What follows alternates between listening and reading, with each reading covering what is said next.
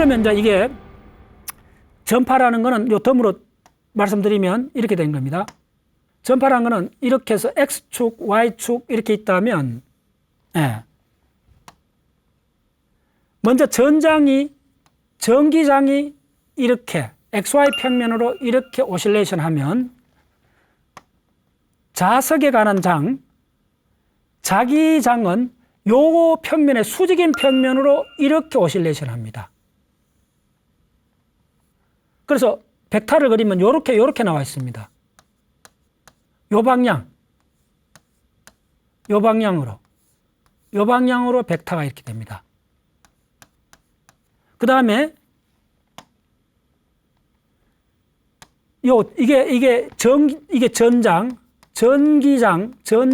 같으면 전장이라 부릅니다. 요렇게 수직으로 요렇게 올라갑니다. 벡터로 치면 요거도 아래로 수직으로 됐죠? 요렇게 됩니다. 그래서 그러면 전장하고 자 이거는 뭐냐면 이쪽은 자기장입니다. 그래서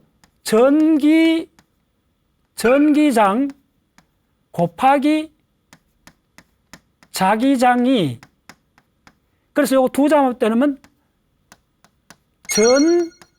전자기장이 되고 요걸 또 간단히 줄여갖고 방송에서는 그냥 전파라 부릅니다. 이제 이해하셨죠? 엄밀히 말해서 전기장, 자기장이 수직면으로 오실레이션을 합니다. 전장이 이렇게 오실레이션하고 자기장이 이렇게 이 평면을 오실레이션하고 이 평면을 이렇게 하고 전장이 이 평면을 이렇게 합니다. 그럼 요거 두 벡터만 딱 빼내면 이렇게 되죠. 그럼 요 두 벡터의 수직 방향으로 빛이 나가는 겁니다. 자, 그것도 보여줄게요. 그래서 어떻게 되느냐 하면 우리가 아는 빛이라는 거는 이렇게 나가는 겁니다. 요 두 벡터가 딱 곱해지면 촉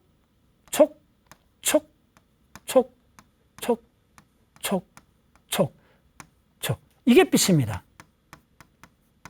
네, 이랬죠. 그래서 이 두 평면의 수직 방향으로 그걸 이제 우리가 역학할 때 이걸 곱했다는 게 뭐냐면 벡터적으로 곱하는 거는 이어서 나오는 것도 벡터적으로 방향을 나타냅니다. 이 곱해진 거.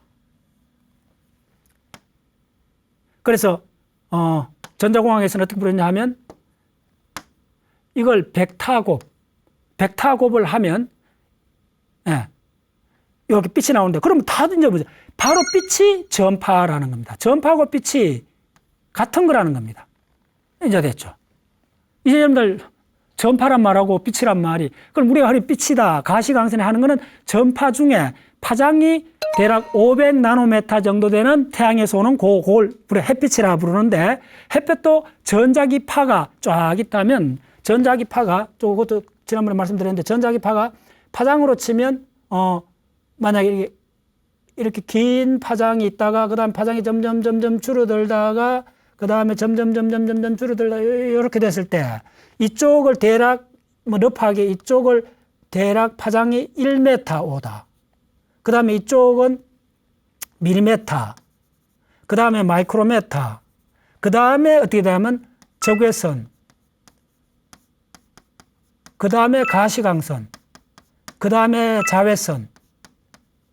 그다음에 뭐가 되느냐면 X선. 그다음에 감마선. 요쯤 보면 감마선이 되는 거예요. 그럼 이 파장이 원자 핵 사이즈 정도 파장이 돼버려요. 그러면 여러분들 전파라고 부르는 거는 대부분 러프하게 한 1m 오다쯤 되는 요걸 이제 전파라 부르는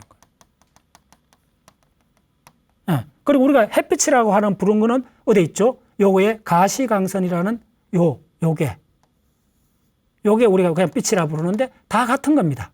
파장만 다른 겁니다. 주파수만 다른 겁니다. 요렇게 되어 있습니다. 예. 자, 그래서 왜 이런 이야기를 하느냐 하면 전자를 이런 파가 어디서 생기느냐 봤더니 이런 파가 어디서 생기나 봤더니 간단해요. 전자를 가속시키면 전자를 가속 운동을 시키면 뭐가 나오느냐 하면 빛이 나온다 이렇게 생각하시면 돼요. 오마이 사이언스. 그러니까 빛이라는 그러니까 전자기파입니다. 전자기파의 관점으로 라디오 웨이버, 전파가 나오는 거는 전기를 띤 전자를 등속도 운동이 아니고 이렇게 가는 거 가속 운동을 시켜주면 전파가 나와요. 그러면 이제 우리가 텔레비전 수신기에서는 그 전파를 다시 전류로 바꿔갖고 코일에다가 해갖고 전자총을 쏘갖고 스크린에 점이 찍히는 거 보고 주인공이 나와서 막 이야기하는 게 딱 보이잖아요. 그러니까 간단합니다. 전자입니다. 자, 그대로 해줄게요. 이쪽 남산타워에서는 전자를 이동시켜갖고 이제 전파가 나왔잖아요. 전파가 나오면 우리가 텔레비전 안테나에서는 자, 집에서 가정용 안테나에서는 옛날에 이렇게 세모로 이렇게 해갖고 자, 이 텔레비전에 왔다 합시다. 이 텔레비전 브라운관이 납시다. 그러면 여기서 이까지도 전파로 왔다가 그 다음에 일로 가서는 어떻게 되냐면 텔레비전 안에 들어가고 바로 뭐냐면 전류가 되죠. 그럼 전류가 되면 바로 여기서 바로 브라운관에서 전자총을 쏘갖고 요거의 스크린에 이미지가 나오죠. 이렇게 되는 겁니다. 네. 그래서 그래서 KBS나 이 SBS 뭐 이런 모든 방송에서 전파를 쏘는 거는 뭐냐 하면 궁극적 원리는 전자를 가속시키면 전파가 나옵니다. 그리고 이 가속 운동이 원운동이 가속 운동입니다. 자, 원운동이 가속 운동이란 말은 뭐냐 하면 여기에 이 가속도는 벡터입니다. 자, 이 벡터란 말을 하살표로 하는데 이 벡터의 양이란 말은 뭐냐 하면 크기도 있고 크기 플러스 방향이 있어야 됩니다. 좋아요. 그러면 전자의 운동, 이 원을 돌아가잖아. 이 원 운동 돌아가는 게 가속도 운동이라는 걸 한번 증명해 볼게요. 자, 크기는 이 돌아가는 속도가 시속 100km로 합시다. 그러면 시속 100이라는 속도가 등속으로 돌아가니까 뭐 예를 들면 초당 100m로 돌아간다 합시다. 그러면 일정한 크기잖아요. 그럼 일정한 크기면 가속이 아니죠. 등속이라 그래요. 등속 운동. 등이란 말이 일정하단 말이죠. 등속 운동인데 왜 원운동을 가속 운동이냐 하면 이게 방향이 매번 바뀐다는 거예요. 요거 있을 때는 요 방향이죠. 그럼 요거 있을 때 전자는 이 방향으로 가잖아요.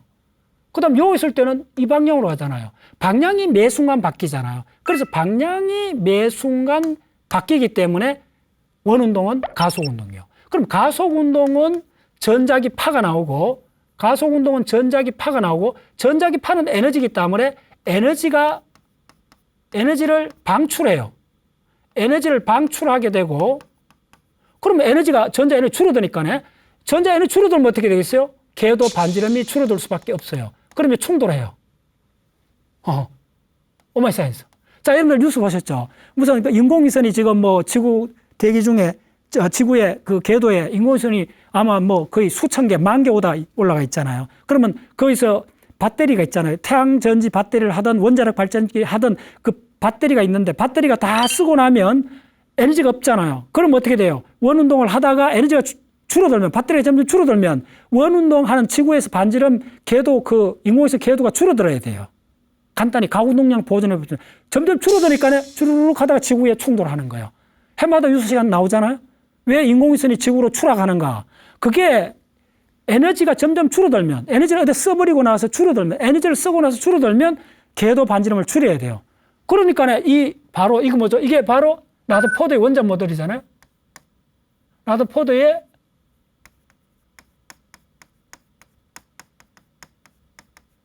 원자 모델이 이거는 성공할 수가 없다는 걸 그 당시에 대부분 그 물리학자들이 알았어요.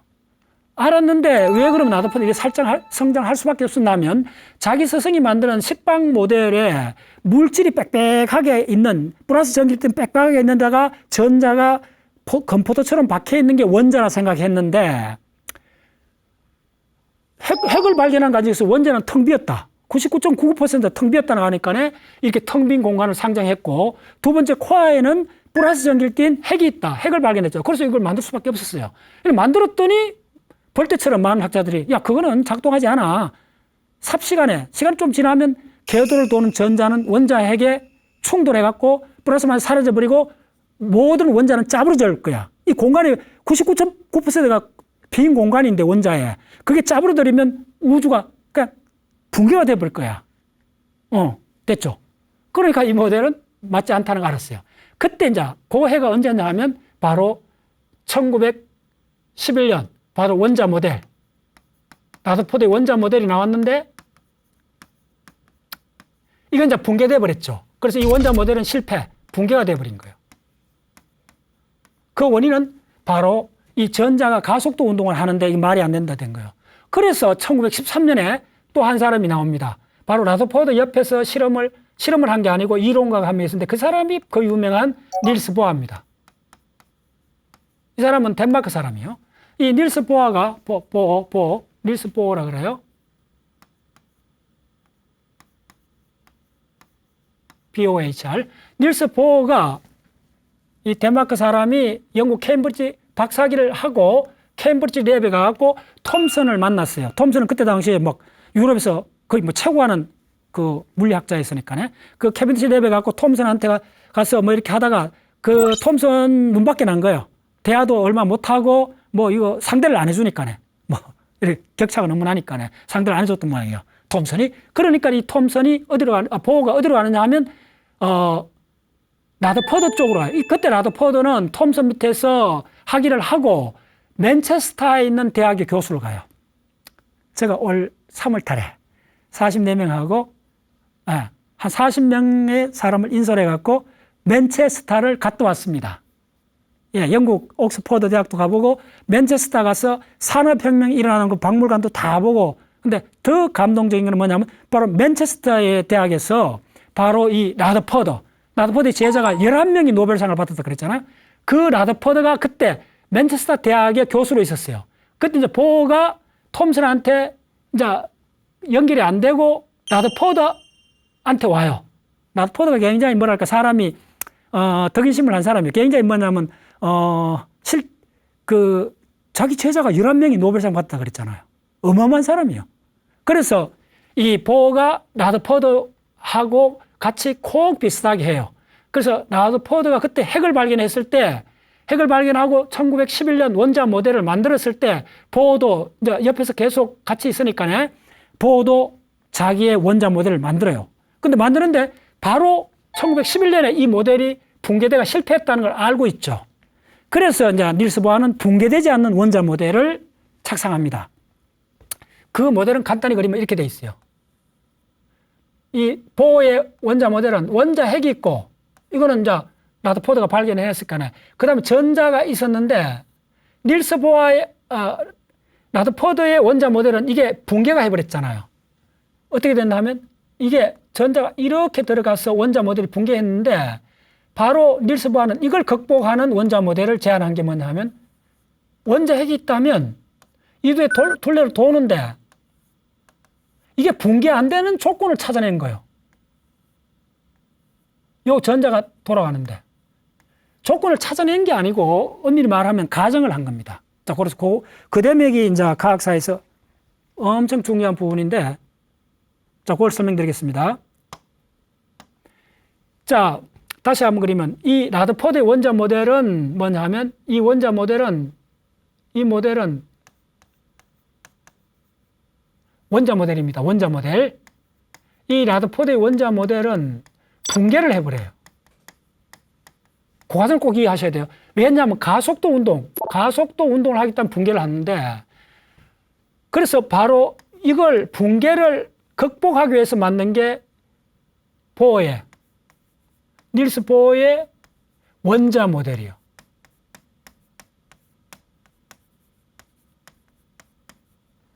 네. 이 닐스 보어의 원자 모델은 자, 붕괴를 했는데 저 다시 그려줄게요. 아주 간단한 이야기입니다. 전자가 이렇게 돌아가는데 이 전자가 이렇게 돌아가다 야는 이렇게 돼버렸다는 거예요. 안 되죠. 이거 이렇게 됐다는 거예요. 이 전자가 이것도 이렇게 됐다는 거예요. 네. 그러면 이걸 붕괴를 안 하기 위해서 바로 이 보어의 원자 모델은 뭐냐 하면 원자 핵이 있다. 자, 이 원자 핵이라 합시다.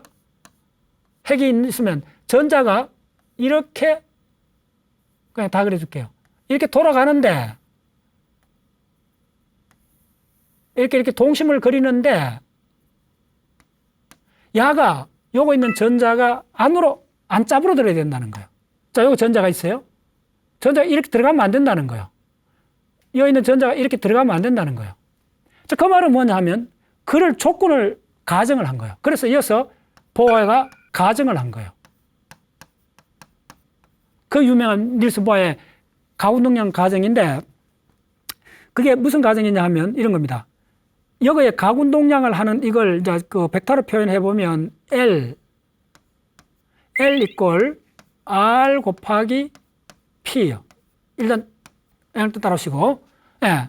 이제 이게 무슨 말이냐 하면 요거에서 요거 있는 여기서 있는 반지름이 요까지가 R이에요. 됐죠? 그 다음에 요 P는 뭐냐 하면 P는 운동량 곱하기 속도입니다. 질량 곱하기 속도입니다. 그러니까 요거에 콩알 같은 게 있다 하면 질량이 있을까? 전자 질량이 있고, 그 다음 속도가 요렇게 가는 속도 V가 있는 거예요. 요 두 개 곱한 거 반지름, 요 사이 관계인데, 그러면 요게, 요 반지름하고 요거는 항상 뭐냐면 여기 90도잖아요.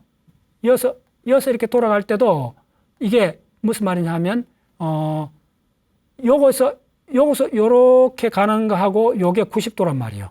그러면 이게 어떻게 되느냐 하면, 그냥 쓰면 L은 R 곱하기 P의 사인 세타가 되는데, 요 곱하기 이렇습니다. 그런데 이게 90도니까 사인 90도면 얼마죠? 이게 1이 되죠. 그래서 이걸 어떻게 하면 L 이꼴 R P로 적을 수 있고, 이 P가 MV니까 뭐냐면 MVR로 적을 수 있다는 거예요. L이.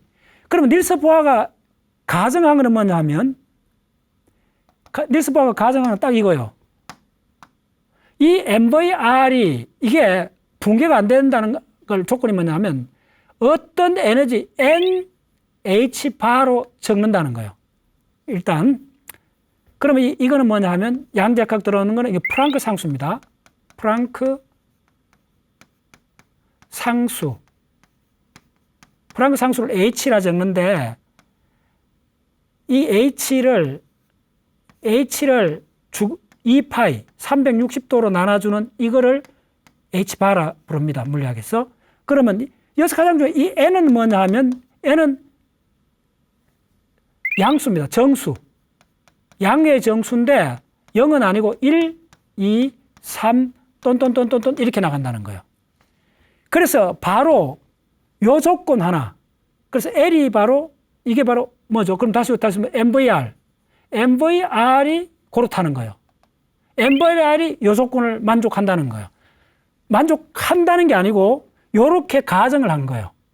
그래서 이 가정이 뭐냐 하면 바로 MVR이 NH바로 두자는 거예요. 요렇게 가정을 한 거예요. 요렇게 가정한 거예요. 닐스 보아가 가정한 건 딱 요거 하나입니다. 그리고 요 하나로서 좀 간단히 말씀해, 이거 하나로서 바로 뭐냐면 여러분 들어보셨던 양자역학이 시작하는 겁니다. 이 과정으로 이제 본격적인 양자역학이 시작하는 겁니다. 자, 그게 왜 그렇게 되는가를 또 설명드리겠습니다.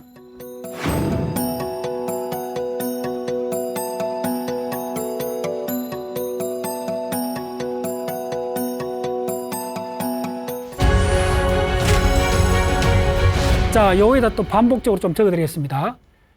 맨 처음에 된 게 달톤에서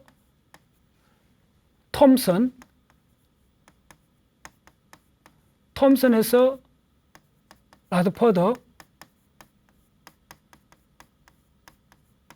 라드퍼드에서 보아, 닐스 보아.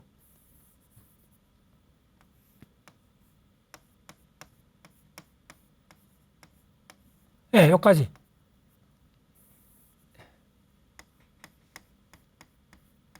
보어는 우리나라 일제시대 때 1900년 초에 일제시대 일본까지 왔습니다. 그리고 닐스 보아는 자기 그 노벨상을 받고 젊어서 노벨상을 받죠. 바로 이 원자 모델 이걸 통해서 노벨상을 받고 그 다음에 덴마크로 금이 한양합니다.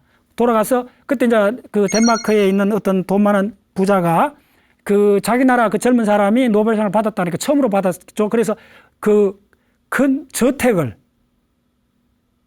자기 별장을 선물합니다. 저택을. 그래서 그 대저택에 닐스 보아가 살면서 그 대저택을 연구소로 만듭니다.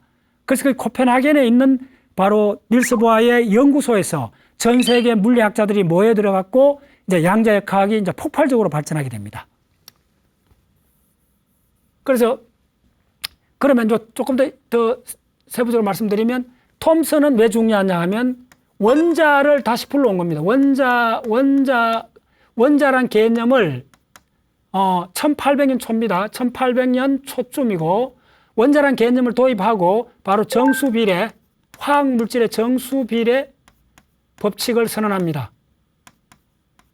그때부터 이제 본격적으로 원자라는 개념이 요구가 되는 거죠. 그래서 톰슨은 식빵 원자 모델을 만들었어요. 그래서 이게 플러스 전기를 띤 식빵에 전자가 샌드위치 속에 건포도처럼 전자가 박혀 있다. 이 모델이었고, 라더포드는 바로 핵을 발견했죠. 핵을 발견해갖고 건박 실험을 통해갖고 라더포드는 원자 모델을 만들었는데 이 원자 모델은 이렇게 붕괴를 해버리는 원자가 됐죠. 그 이제 플러스 원자 핵이고, 예. 자, 그런데 이제 그게 언제냐 하면 톰슨은 독립적으로 전자를 발견했죠. 그 다음에 라더포드는 1909년, 11년, 그 다음에 13년, 그 다음에 19년, 그 다음에 31년, 32년. 이 흐름을 전부 다 아셔야 이게 어떻게 되는가 할까. 이때 바로 건박 실험입니다. 이때 바로 이때 건박 실험일 뿐이고, 핵의 발견은 바로 요 해입니다.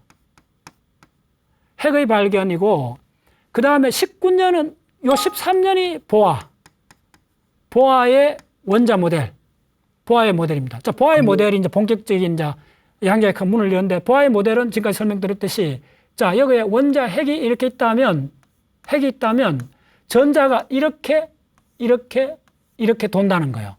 이렇게 도는데 이걸 궤도, N1 궤도, N2 궤도, N3 궤도 이렇게 적는 거예요. 예.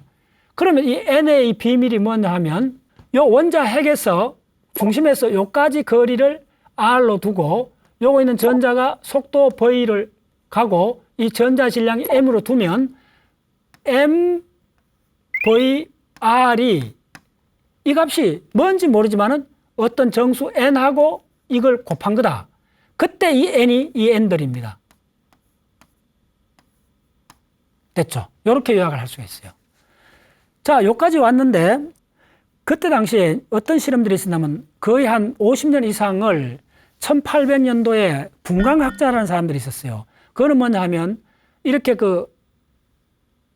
여기다가 불꽃을 막 토치를 하는 거예요. 예. 이게 여러분들 이제 그 토치 작업 알죠? 불을 하고, 여기다가 어떤 이렇게 관이 이렇게 있다 하면, 여기다 어떤 기체를 집어넣어 놓고, 이 기체를 만약에 수소로 합시다. 수소 분자를 집어넣고, 수소를 딱 집어넣어 놓고, 여기다 불을 가열하고, 그 다음에 이쪽에다가 필름을, 사진을 찍는다 생각해 보세요. 그러면 여기서 불빛에 빨주노초, 가시광선, 무지개색깔 빨주노초 파남보, 그러니까 빨강, 파랑, 노랑, 주황, 보라색 이렇게 있다 합시다. 그러면 수소 이걸 하면 여기에 이게 없다면 모든 빨주노초 파남보가 다 나와야 되는데 빛이 이 수소 기체를 통과하는 거예요. 빛이. 그러면 여기에 사진을 찍었다 하면 여기에 어떤 것은 인화가 되고 어떤 것은 인화가 안 되는 이걸 발견한 거예요. 이 필름에 우리가 프리즘을 갖고 햇빛을 한번 빨주노초 파란보 색깔이 쫙 나오잖아요. 그걸 하나하나 밴드라 생각하고 그 밴드를 우리가 그 어떤 필름에 찍을 수가 있겠죠. 찍는데 만약에 여기에 어떤 기체가 있고 그 기체를 통과한 빛은 이쪽에 빨주노초 파란보가 있는데 여기에 있는 어떤 기체를 통과하면 그 중에 만약에 노란색을 흡수해버리면 이쪽에 노란색이 안 나타날 거 아닙니까? 필름에. 그러면 그 안 나타나는 게 이 선으로 나타난다는 거예요. 현상을 하면. 그런데 이제 그때 당시에 이제 알았던 게 뭐냐 하면 이게 필름입니다. 필름이 했더니 여기 이렇게 끈게 인하가 된다는 거예요. 이 선이 보인다는 거예요. 근데 이제 이때 이런 걸 연구한 사람들이 뭐냐면 분광학자라 그래요. 분광학자들. 분광학이라는 게 있었는데 빛을 분해시킨단 말이잖아요. 이건 뉴턴 시대부터 유럽에서는 이 과학이 한 분야가 있었어요. 그래서 빛을 분해갖고 사진을 찍어봤더니 여기에 다크 밴드가 생긴다는 거예요. 그래서 이 다크 밴드가 기둥처럼 보이기 때문에 이걸 불렀던 이름이 스펙트럼이에요. 스펙트럼이란 말 많이 들어보셨죠? 스펙트럼. 예. 그래서 이걸 스펙트럼 분석이라 부르고, 그때 당시에 이제 궁금했던 거는 뭐냐 하면, 뭘 알 수 있는 건 거의 없었어요. 그나마 유일하게 알았던 거는, 요거에 있는 기둥하고 요거에 있는 기둥 사이 거리, 요거에 요 간극, 요거서 요까지 간극, 요거서 요까지 간격, 이걸 봤더니, 이걸 재갖고, 자로 갖고 재는 겁니다. 자로 갖고 재갖고 몇 센치, 요거에 만약에 1.5cm, 요거에 뭐 2.3cm, 요거 4.9cm 떨어진 걸 숫자를 쫙, 이걸 뭐 수십 년 동안 해갖고 수많은 기체를 통과하고, 주로 수소입니다. 수소, 헬륨 이런 기체를 여러 가지 빛들을 통과시켜갖고 이걸 쫙 찍어갖고 이게 수십 년 축적이 돼 있었어요. 이런 실험이. 그래서 이걸 분석했던 주로 어떤 사람이냐면 발머라든지 라이만이라든지 발머 이런 사람들은 아마 고등학교 선생들이요. 무슨 대학 교수들이 아니고 고등학교 선생들이 충분히 고등학교 선생들이 선생 중에 이제 이렇게 요런 걸 측정을 했어요. 그래서 이 사람들이 이걸 측정식을 만들어냈어요. 이걸 측정해 봤더니 이 간극이 어떻게 되느냐 하면 간극이 이 1/, 람다의 R에 1-NF의 제곱에 마이너스 1/, NI의 제곱이라는 이런 관계식을 찾아낸 거예요. 측정 관계식을 찾아내갖고, 이게 바로 리드베리 상수인데, 이게 1.007 곱하기 10의 마이너스 7성, 메타 마이너스 1인가 그럴 거예요, 아마. 그래서 이 공식이 맞아. 근데 여기서 NF, NI가 뭐냐면, 이 N이 바로 정수라는 거예요. 이게 1, 2, 3, 4. 그래서 이거는 N제곱을 되니까 2, 4, 6, 9 이렇게 나간다는 거예요. 이게 N이라는 거예요. N이 정수라는 걸 알게 된 거예요, 이 사람들이. 리드베리 상수 1.007 곱하기 10의 마이너스 7, 내가 기억이 맞다면 그럴까요? 그러면 이게 N이 가장 중요한 게 1, 2, 3, 이렇게 돼 있다는 거예요. 이걸 발견했어요. 측정해갖고. 이거 왜 이렇게 되는지를 몰랐다는 거예요. 자, 그런데 이 비밀이 드디어 밝혀집니다. 어디서 밝혀지느냐 하면, 바로 닐스 보아의 원자와 모델에서 밝혀지는 그 과정을 보여드리겠습니다. 그래서 닐스 보아는 이렇게 한 이유가 뭐냐면, 라더포드가 했는 거는 붕괴가 됐는데 자기는 붕괴가 안 된다는 거예요. 왜 안 된다고 설명하느냐 하면, 여기서 전자가 돌아갈 때 이 전자들이 요 궤도만 돌아다닌다는 거예요. 여기는 길이 없다는 거예요. 이 사이는 길이 없다는 거예요. 그리고 무슨 이유인지 모르지만 요거만 다닌다는 거예요. 그리고 요거에 번호를 딱딱 미쳤다는 거예요. 그러니까 여기서 만약에 핵 중심에서 전자가 1cm, 2cm, 3cm 이렇게 딱딱 떨어져 있지, 여기 1.5, 1.72, 1.85, 여기 0.9 이런 쪽에는 없다는 거예요. 간단히 이야기하면. 그래서 이게 정수로 됐다는 이걸 뭐냐면 덩어리, 퀀타. 여기서 뭐가 나오냐면 퀀텀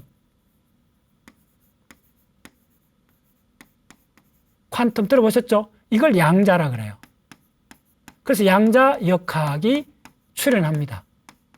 그때 이런 궁극적으로 퀀타란 말이, 이 퀀텀이란 말이 퀀타에서 왔어요. 이 퀀타란 말이 덩어리져 있다는 거예요. 덩어리졌다는 말이 요게도 딱딱 떨어져 있다는 그 말이에요. 그래서 거기서 양자역학이란 말이 이어서 나온 겁니다. 그래서 요가 관계 있어요. 그러면 닐스 보아는 요 양자와 조건, 그래서 요 n이 바로 1, 2, 3, 이렇게 됐다는 거예요. 자, 근데 이제 닐스 보아는 이걸 이제 이 모델을 역학적으로 한번 계산을 해본 거예요. 계산을 해갖고, 자, 빨리 하겠습니다. 여기에 그 반지름을 알고 싶었어요. 도대체 이 R이 얼마인가? 얼마나 떨어져 있는가? 첫 번째 궤도에 이 전자하고 핵 중심하고는 얼마나 떨어져 있는가? 이걸 계산하고 싶었어요. 빨리 해보겠습니다. 어떻게 되나 하면, 첫 번째, 이게 가속도 운동 하잖아요? 전자가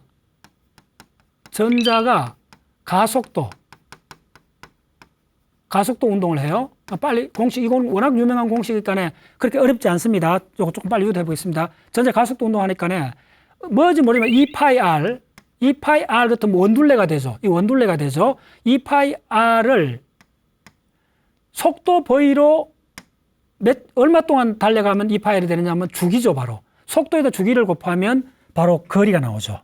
주기는 시간이고 초고, 이거는 속도니까 계산해 보세요. 그러면 자, 이렇게 중심이 있고 한 바퀴 도는 시간이 주기잖아요. 주기의 데피니션이. 그럼 한 바퀴는 얼마예요? 2파이R이잖아요. 원둘레를 도는데 속도 V로 시간 T로 하면 돈다는 거예요. 근데 이게 뭐냐면 R이 벡터고 속도가 벡터입니다. 자, 그다음에 이걸 바로 시간에 대해서 미분을 해보세요. 그러면 2파이 dt 오버 dr이 되죠. 그 다음에 t를 앞으로 보내고 뭐가 되느냐 하면 dt 오버 dv가 되죠. 자, 요거는 요양은 가속도가 되죠. 그럼 요거는 속도가 되죠. 우리가 중학교 때 배웠죠. 요거는 시간에 대해서 거리를 나누는 거니까 이거는 속도가 되고, 이거는 뭐냐 하면 dt 오버 요거는 뭐냐 하면 가속도가 되죠. 그러면 바로 t 곱하기 가속도 a가 되는 거죠. 자, 요 양이 바로 속도의 시간적 변화니까 이 양이 바로 가속도가 되는 거죠. 그래서 a라 적습니다. 그래서 a가 벡터입니다. 이렇게 적죠. 자, 그러면 우리가 이어서 뭘 알 수가 있냐면 이 가속도, 원운동의 가속도를 계산할 수 있어요. 어떻게 계산하냐면 t를 갖고 2파이 v로 나눠주면 되죠. 자, 그런데 t가 뭡니까? 주기잖아요. 주기는 어떻게 계산하나요? 거리 2파이 R, 원운동의 2파이 R을 속도 V만큼 달리면, 빨리 달리면 주기가 짧죠. 천천히 달리면 주기가 길죠. 그럼 V로 나눠주면 되는 거죠. 그럼 분자도 2파이 V잖아요. 자, 한번 해보세요. 그럼 뭐가 되느냐 하면 2파이 없어지고 바로 R분의 V 자승이라는 아주 깔끔한 수식이 되죠. 가속도를 알았어요. 그 다음에 또 뉴턴의 공식에 집어넣으면 뉴턴의 공식은 F 이퀄 ma잖아요. 그럼 질량에다 가속도 곱해주면 되죠. 그럼 이 힘은 바로 R분의 mv 자승이 되죠. 자, 이거는 바로 가운데로 중심으로 당기는 힘이죠. 이렇게. 그래서 이 힘이 구심력이죠. 구심력이 구했잖아요. 구심력은 F 이퀄 ma에서 가속도만 구하면 되죠. 구심 가속도를 구했잖아요. 그럼 이렇게 되는 거예요. 그런데 궁극적으로 이게 당기는 게 뭐가 당기는 게 아니잖아요. 줄이 있는 거, 실로 연결된 게 아니잖아요. 뭐로 연결돼 있어요? 바로 쿨롱 포스로 연결돼 있죠. 요점이 가장 핵심입니다. 잘 보세요. 요거 있는 전자가 줄이 연결돼 있지 않고 이렇게 당겨진다는 말은 뭐냐면 여기 있는 마이너스 전기하고 여기 있는 플러스 전기가 당기는 거잖아요. 그러면 바로 쿨롱, 이걸 전자기력, 전기력, 쿨롱의 전기를 띤 입자. 그래서 뭐냐면 마이너스 전자하고 플러스 핵이 당기잖아요.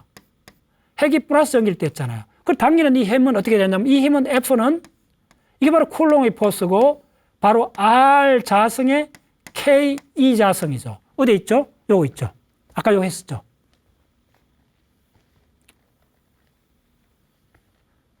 바로 요거 있잖아요. 요거죠.